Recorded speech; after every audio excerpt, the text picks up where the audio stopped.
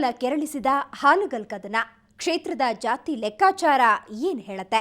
Sixer ಹೊಡಿತಾರಾ CM Udasi? ಇದುವೇ ಈ ಹೊತ್ತಿನ ವಿಶೇಷ. ಅತಿರಥರ ಅಖಾಡ. ನಾನು ದಿವ್ಯಶ್ರೀ.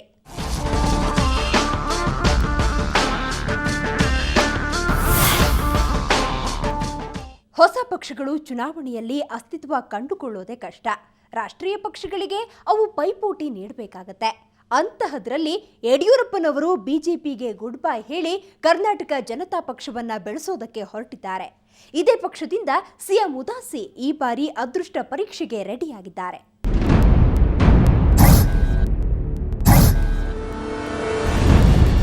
ಅತಿರಥರ ಅಖಾಡ ಹಾನಗಲ್. ಕೆಜೆಪಿಯಿಂದ ಸಿಎಂ ಉದಾಸಿ ಸ್ಪರ್ಧೆ.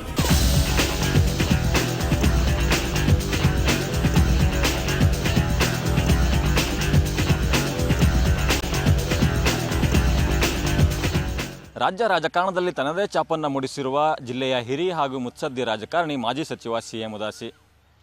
ಸಿಎಂ ಉದಾಸಿ ಸ್ಪರ್ಧೆ ಮಾಡ್ತಾ ಇರುವಂಥದ್ದು ಹಾವೇರಿ ಜಿಲ್ಲೆಯ ಹಾನಗಲ್ ವಿಧಾನಸಭಾ ಕ್ಷೇತ್ರದಿಂದ. ಈ ಹಾನಗಲ್ ವಿಧಾನಸಭಾ ಕ್ಷೇತ್ರದ ವಿಶೇಷತೆ ಅಂತಂದರೆ ಇಲ್ಲಿ ಮಾಜಿ ಸಚಿವ ಸಿಎಂ ಉದಾಸಿ ವರ್ಸಸ್ ಕಾಂಗ್ರೆಸ್. ಕಳೆದ ಎಲ್ಲ ವಿಧಾನಸಭಾ ಚುನಾವಣೆಗಳಲ್ಲೂ ಕೂಡ ಇಲ್ಲಿ ಕಾಂಗ್ರೆಸ್ ಹಾಗೂ ಉದಾಸಿ ನಡುವೆ ನೇರ ಸ್ಪರ್ಧೆ ಏರ್ಪಟ್ಟಿದೆ. ಒಮ್ಮೆ ಕಾಂಗ್ರೆಸ್ ಆದರೆ ಮತ್ತೊಮ್ಮೆ ಸಿಎಂ ಉದಾಸಿ ಇಲ್ಲಿ ಗೆಲ್ತಾ ಬಂದಿದ್ದಾರೆ. ಈ ಬಾರಿ ಕೂಡ ಚುನಾವಣಾ ಕಣದಲ್ಲಿ ಕಾಂಗ್ರೆಸ್ಸಿಂದ ಮನೋಹರ್ ತಹಶೀಲ್ದಾರ್ ಸ್ಪರ್ಧೆ ಮಾಡ್ತಾ ಇದ್ದರೆ ಕೆಜೆಪಿಯಿಂದ ಸಿಎಂ ಉದಾಸಿ ಅವರು ಸ್ಪರ್ಧೆ ಮಾಡ್ತಾ ಇದ್ದಾರೆ.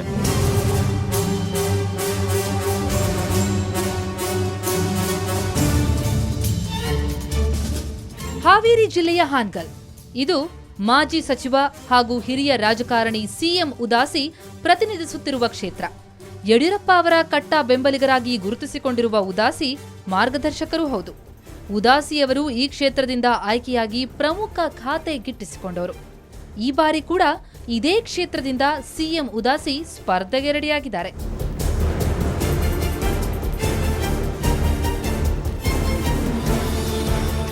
ಸದ್ಯ ಇಲ್ಲಿ ಚುನಾವಣೆಯ ಕಾವು ಜೋರಾಗಿದೆ. ವಿಶೇಷ ಅಂದ್ರೆ ಕ್ಷೇತ್ರದಲ್ಲಿ ಕಾಂಗ್ರೆಸ್ಗೆ ವಿರುದ್ಧವಾಗಿ ಪಕ್ಷೇತರ ಅಥವಾ ವೈಯಕ್ತಿಕ ವರ್ಚಸ್ಸಿನ ವ್ಯಕ್ತಿ ಯಾವ ಪಕ್ಷದಿಂದ ಸ್ಪರ್ಧೆ ಮಾಡ್ತಾನೋ ಅವರಿಬ್ಬರ ನಡುವೆ ನೇರ ಸ್ಪರ್ಧೆ ಏರ್ಪಡುತ್ತೆ. ಮಾಜಿ ಸಚಿವ ಸಿಎಂ ಉದಾಸಿ ಇಲ್ಲಿ ಬರೋಬ್ಬರಿ 5 ಬಾರಿ ವಿಧಾನಸಭೆಗೆ ಆಯ್ಕೆಯಾಗಿದ್ದಾರೆ. ಈ ಬಾರಿಯೂ ಅವರು 6ನೇ ಬಾರಿ ಗೆಲುವು ಸಾಧಿಸಲು ಕೆಜೆಪಿಯಿಂದ ಅಖಾಡ ಪ್ರವೇಶ ಮಾಡಿದ್ದಾರೆ. ಉದಾಸಿ ನಡೆಯಿಂದಾಗಿ ಕ್ಷೇತ್ರದಲ್ಲಿ ಬಿಜೆಪಿ ಧೂಳಿಪಟವಾಗಿದೆ.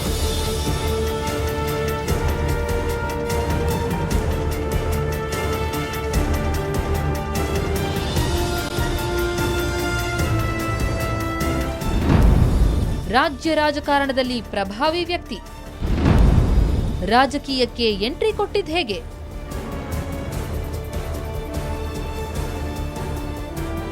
ಜಿಲ್ಲೆಯ ಪ್ರಭಾವಿ ಹಾಗೂ ರಾಜ್ಯ ರಾಜಕಾರಣದಲ್ಲಿ ತಮ್ಮದೇ ಛಾಪು ಮೂಡಿಸಿರೋರು ಮಾಜಿ ಸಚಿವ ಸಿಎಂ ಉದಾಸಿ. ಇದು ಇವರ ಕೊನೆಯ ಚುನಾವಣೆಯಾಗಿದ್ದು ಮಾಜಿ ಮುಖ್ಯಮಂತ್ರಿ ಬಂಗಾರಪ್ಪನವರ ಪ್ರಭಾವವೋ ಏನೋ ಗೊತ್ತಿಲ್ಲ, ಸಿಎಂ ಉದಾಸಿ ಕೂಡ ಬಂಗಾರಪ್ಪನವರಂತೆ ಪಕ್ಷ ಬದಲಾಯಿಸುತ್ತಲೇ ಬಂದಿದ್ದಾರೆ. ಬಡತನದ ಕುಟುಂಬದಿಂದ ಬಂದ ಸಿಎಂ ಉದಾಸಿ ಅಂಗಡಿಯಲ್ಲಿ ಅಕ್ಕಿ ವ್ಯಾಪಾರ ಮಾಡಿಕೊಂಡಿದ್ದ ಯುವಕ. ತನ್ನ ಅಕ್ಕಿ ವ್ಯಾಪಾರಕ್ಕೆ ಆಗಿನ ಶಾಸಕರಿಂದ ತೊಂದರೆಯಾಗಿದ್ದಕ್ಕೆ ರಾಜಕೀಯ ರಂಗಕ್ಕೆ ಕಾಲಿಟ್ಟ ಉದಾಸಿ 1974ರಲ್ಲಿ ನಗರ ಸುಧಾರಣಾ ಸಮಿತಿಯ ಮೂಲಕ ಹಾನಗಲ್ ಪುರಸಭೆಗೆ ಸ್ಪರ್ಧೆ ಮಾಡಿ 15 ಸ್ಥಾನಗಳಲ್ಲಿ 9ರಲ್ಲಿ ತನ್ನ ಬೆಂಬಲಿಗರನ್ನ ಗೆಲ್ಲಿಸಿಕೊಂಡು ಪುರಸಭೆಯ ಅಧ್ಯಕ್ಷರಾಗಿ ಅಧಿಕಾರದ ಗದ್ದುಗೆ ಏರಿದ್ರು.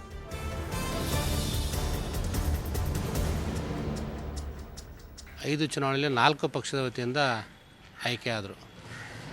ನಮ್ಮ ತಾಲೂಕಿನಲ್ಲಿ ವಿಶೇಷತಃ ಪಕ್ಷ ಅನ್ನೋದಕ್ಕಿಂತ ಒಂದು ವ್ಯಕ್ತಿ ಆಧಾರಿತವಾದಂಥ ಒಂದು ಚುನಾವಣೆ ನಮ್ಮ ತಾಲೂಕಿನಲ್ಲಿ ನಡೀತಾ ಇದೆ. 1973ರಲ್ಲಿ ಪಕ್ಷೇತರಾಗಿ 85ರಲ್ಲಿ ಜನತಾ ಪಕ್ಷದಿಂದ, ಆನಂತರ 89ರಲ್ಲಿ ಜನತಾದಳದಿಂದ, ಆನಂತರ 94ರಲ್ಲಿ ಜನತಾದಳದಿಂದ, ಆನಂತರ ಭಾರತೀಯ ಜನತಾ ಪಕ್ಷದಿಂದ, ಈಗ ಕರ್ನಾಟಕ ಜನತಾ ಪಕ್ಷದಿಂದ ಇವತ್ತು ಸನ್ಮಾನ್ಯ ಸಿಎಂ ಉದಾಸಿ ಸ್ಪರ್ಧೆಯನ್ನು ಮಾಡ್ತಾ ಇದ್ದಾರೆ.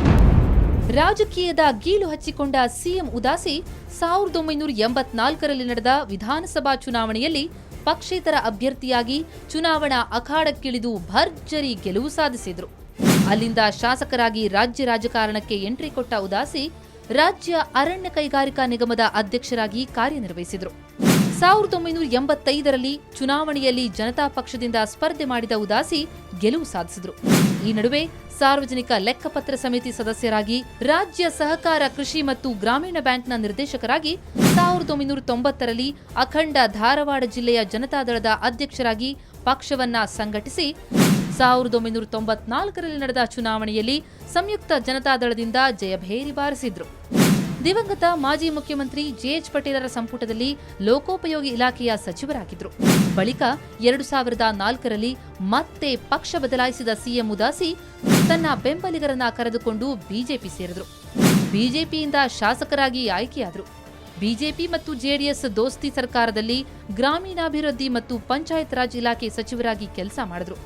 ಮತ್ತೆ 2008ರಲ್ಲಿ ನಡೆದ ಚುನಾವಣೆಯಲ್ಲಿ ಬಿಜೆಪಿಯಿಂದ ಜಯಬಾರಿಸಿದ್ದು ಮಾತ್ರವಲ್ಲ, ಹಾವೇರಿ ಜಿಲ್ಲೆಯನ್ನ ಬಿಜೆಪಿಯ ಭದ್ರಕೋಟೆಯನ್ನಾಗಿ ಮಾಡಿಕೊಂಡ್ರು. 2004ರಲ್ಲಿ ಅವರು ಶಾಸಕರಾದ ನಂತರ 2008ರಲ್ಲಿ ಮರು ಚುನಾವಣೆ ಆದ ನಂತರ ಅವರೇನು ಆಯ್ಕೆ ಆಗಿದ್ದಾರೆ. ಕಳೆದ 9 ವರ್ಷಗಳಲ್ಲಿ ಹಾನಗಲ್ನಲ್ಲಿ ಎಲ್ಲ ಕ್ಷೇತ್ರಗಳಲ್ಲಿ, ಅದು ಶಿಕ್ಷಣ ಕ್ಷೇತ್ರ ಇರ್ಬೋದು, ಅದು ನೀರಾವರಿ ಕ್ಷೇತ್ರ ಇರ್ಬೋದು, ಅದು ರಸ್ತೆಗಳ ಅಭಿವೃದ್ಧಿ ಇರಬಹುದು, ಅವರು ವ್ಯಕ್ತಿ ಇದ್ದಂಥವ್ರು ಒಬ್ಬ ಶಕ್ತಿಯಾಗಿ ಇವತ್ತು ರೂಪುಗೊಂಡಿರೋದ್ರಿಂದ ಹಾನಗಲ್ ತಾಲೂಕಿನಲ್ಲಿ ಬರುವಂಥ ಚುನಾವಣೆಯಲ್ಲಿ ಯಾವುದೇ ರೀತಿಯ ತೊಂದರೆ ಇಲ್ಲದಂಗೆ ಸನ್ಮಾನ್ಯ ಉದಾಸಿಯವರು ಮರು ಆಯ್ಕೆ ಆಗ್ತಾರೆ ಅನ್ನೋಂಥ ವಿಶ್ವಾಸ ನಂದಿದೆ. ಹಾವೇರಿಯಿಂದ ನೆಹರು ಓಲೇಕಾರ್, ಶಿಗ್ಗಾಂವಿಯಿಂದ ಬಸವರಾಜ ಬೊಮ್ಮಾಯಿ, ರಾಣಿಬೆನ್ನೂರಿನಿಂದ ಸಂಬಂಧಿಕ ಶಿವಣ್ಣ, ಬ್ಯಾಡಗಿಯಿಂದ ಸುರೇಶ್ ಗೌಡ ಪಾಟೀಲ್ರನ್ನ ಗೆಲ್ಲಿಸಿಕೊಂಡು ರಾಜ್ಯ ರಾಜಕಾರಣದಲ್ಲಿ ಹೆಮ್ಮರವಾಗಿ ಬೆಳೆದು ನಿಂತವರು ಸಿಎಂ ಉದಾಸಿ. ಬಿಎಸ್ವೈಗೆ ಆಪ್ತರಾಗಿ ಮತ್ತೆ ಲೋಕೋಪಯೋಗಿ ಸಚಿವರಾಗಿ, ಹಾವೇರಿ ಜಿಲ್ಲೆಯ ಉಸ್ತುವಾರಿ ಸಚಿವರಾಗಿ ಉದಾಸಿ ಅಧಿಕಾರ ನಡೆಸಿದರು. ಜಿಲ್ಲೆಯ ಅಭಿವೃದ್ಧಿಗಾಗಿ ಕಾಗಿನೆಲೆ ಅಭಿವೃದ್ಧಿ ಪ್ರಾಧಿಕಾರ, ಬಸಾಪುರ ಏತ ನೀರಾವರಿ ಯೋಜನೆ ಪೂರ್ಣ, 10 ಶಾಲೆಗಳು, ಐಟಿಐ ಹಾಗೂ ಪದವಿ ಕಾಲೇಜುಗಳು, ಗ್ರಾಮೀಣ ಪ್ರದೇಶದಲ್ಲಿ ರಸ್ತೆ ಸುಧಾರಣೆ, ಕಾಂಕ್ರೀಟ್ ರಸ್ತೆಗಳ ನಿರ್ಮಾಣ ಮಾಡಿದ್ರು. ಜಿಲ್ಲೆಯಲ್ಲಿ ಇಂಜಿನಿಯರಿಂಗ್ ಕಾಲೇಜು, ಜಿಲ್ಲಾಸ್ಪತ್ರೆ ಮೇಲ್ದರ್ಜೆಗೇರಿಸಿದ್ದು ಸೇರಿದಂತೆ 10 ಜನಪರ ಕಾರ್ಯಗಳನ್ನು ಮಾಡಿದ್ದಾರೆ. ಹಾಗಾಗಿ ಈ ಬಾರಿ ಅಭಿವೃದ್ಧಿ ಕಾರ್ಯಗಳೇ ಇವರಿಗೆ ಶ್ರೀರಕ್ಷೆಯಾಗಲಿವೆ ಅಂತ ನಂಬಿಕೊಂಡು ಚುನಾವಣಾ ಅಖಾಡ ಪ್ರವೇಶ ಮಾಡಿದ್ದಾರೆ.